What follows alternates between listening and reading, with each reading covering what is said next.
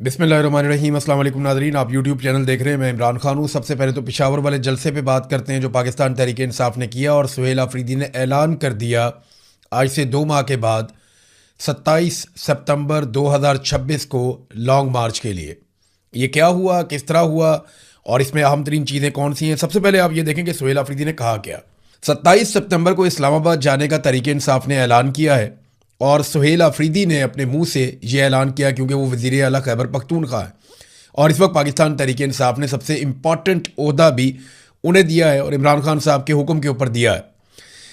अच्छा, अब इन्होंने ये कहा कि हमारे पास रास्ते बंद हो गए हैं, हमारे पास कोई रास्ता नहीं है, हमने कानूनी रास्ते इख्तियार करके देखा, हमने हर दरवाज़ा खटखटाया, लेकिन इसके बावजूद तमाम रास्ते बंद हो गए। एहतजाज के अलावा अब हमारे पास कोई और ऑप्शन बचा नहीं है और तहरीक इंसाफ ने अपने मुतालबात पेश कर दिए। वज़ीर आला खैबर पख्तूनख्वा ने कहा कि अगर इमरान खान से मुलाकातें शुरू ना हुई, ज़ाती मुआलिज से इलाज ना कराया गया, अदालतों में मुकदमात ना सुने गए, तो 27 सितंबर को इस्लामाबाद का रुख करेंगे।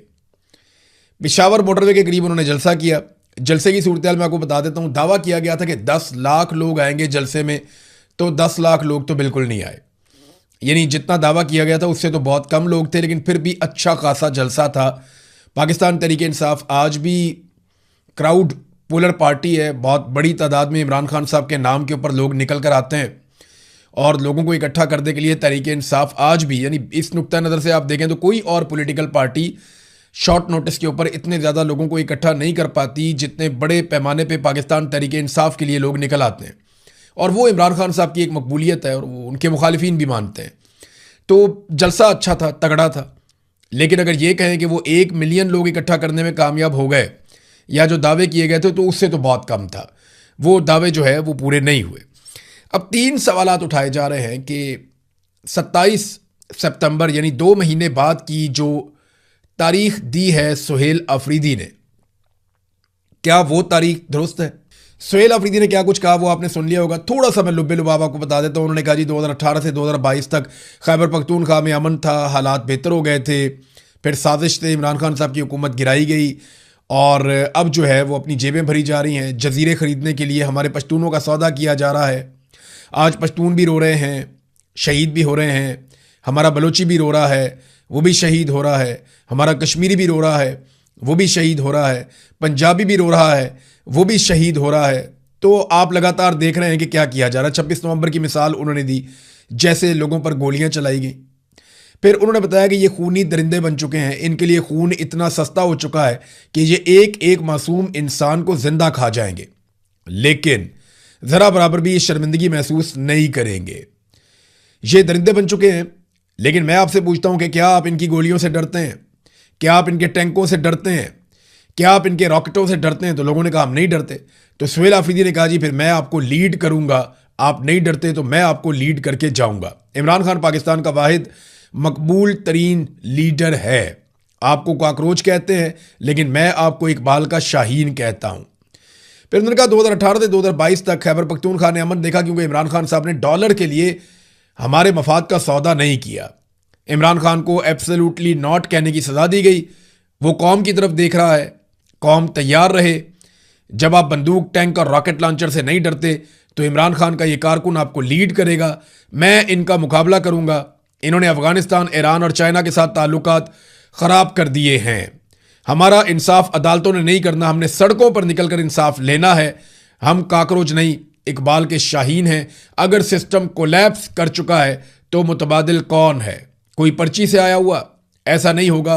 अपने चोर, डाकू, लुटेरे खुद संभालो। हमारा एक ही लीडर है जो अडयाला जेल में कैद है। पाकिस्तान को बहरानों से वही निकाल सकता है। ये सुहेल आफरीदी की बातें थी मोटी मोटी। अब 3 सवालात पैदा होते हैं। नंबर 1, क्या 2 महीने का वक्त देना दुरुस्त फैसला है? नंबर 2, क्या लॉन्ग मार्च का ऐलान करना और इस्लामाबाद की तरफ जाना यह दुरुस्त फैसला है? नंबर 3, ये जो 2 महीने का टाइम दिया गया, इस बीच में इमरान खान का क्या बनेगा और क्या किया जाएगा? तो सबसे पहले सवाल की तरफ आते हैं कि क्या 2 महीने का वक्त देना दुरुस्त बात है? तो एक तो देखें, राइट टाइम अगर किसी मूवमेंट को चलाने का है तो वो ये है आज की तारीख में। सुहेल आफरीदी को इनकी पार्टी ने, बहुत सारे लोगों ने यह मशवरा दिया था 5 अगस्त से 1.5 माह पहले, यानी ये मशवरा जून में दिया गया था कि आप 5 अगस्त के लिए डेडलाइन दे दें। और आज जो पाकिस्तान के अंदर माहौल है मिलिट्री एस्टेब्लिशमेंट के लिए वो बहुत मुश्किल है। वो कहाँ फंसे हुए देखें, पाकिस्तान पीपल्स पार्टी और PMLN के बीच में एक रस्साकुशी चल रही है। वो नूरा कुश्ती सही, लेकिन प्रॉब्लम तो क्रिएट हो गया है ना। फजलुर रहमान ने अलग से एस्टेब्लिशमेंट के नाक में दम किया हुआ है, वो भी एक नूरा कुश्ती हम समझते हैं, लेकिन फिर भी फजलुर रहमान साहब अपने माजी के टुकड़े लेकर बैठे हुए हैं और वहां पे भी एक एहतजाज करने की बात हो रही है, वहां पे भी एक नफरत फैल रही है। फिर आज़ाद कश्मीर के अंदर जिस तरह लोगों ने कुर्बानियां दी हैं, तहरीक चलाई है, 100 के करीब लोग उनके शहीद हो गए हैं और वो बदस्तूर बैठे हुए हैं डट कर, वो अपने मुकाम पर खड़े हुए पीछे नहीं हट रहे। वहां पे जाली इलेक्शन करवाया जा रहा है, तो ये भी इस वक्त एक माहौल गर्म है। फिर अमेरिका और ईरान के बीच में मुज़ाकरात चल रहे हैं, ये बड़ा एंगेजमेंट का टाइम है। यहाँ पे कभी बमबारी होती है, गोलाबारी होती है, रॉकेट चल जाते हैं, मिसाइल चल जाते हैं, फिर दोबारा बैठ जाते हैं बातचीत करने के लिए। तो यहाँ बैन अवी सतह पे भी पाकिस्तान जो है वो बहुत ज़्यादा एंगेज्ड है। फिर जो पेट्रोलियम मसनूआत की कीमतें हैं या गवर्नेंस की सूरत हाल है वो भी आपके सामने है कि इस वक्त हुकूमत अपने बदतरीन दौर से गुजर रही है। अगर किसी भी अपोजिशन ने तहरीक चलानी हो तो उसके लिए इससे ज़्यादा साजगार वक्त कोई नहीं होगा, यानी इससे अच्छा वक्त तो उनको कभी नहीं मिलेगा। लड़ाई के बाद अगर कोई मुक्का याद आ जाए तो अपने मुंह पे मारो, फिर उसका कोई फायदा नहीं होता। तो ये राइट टाइम था। वो एक कहावत है ना कि लोहा गर्म हो तब चोट लगाते हैं,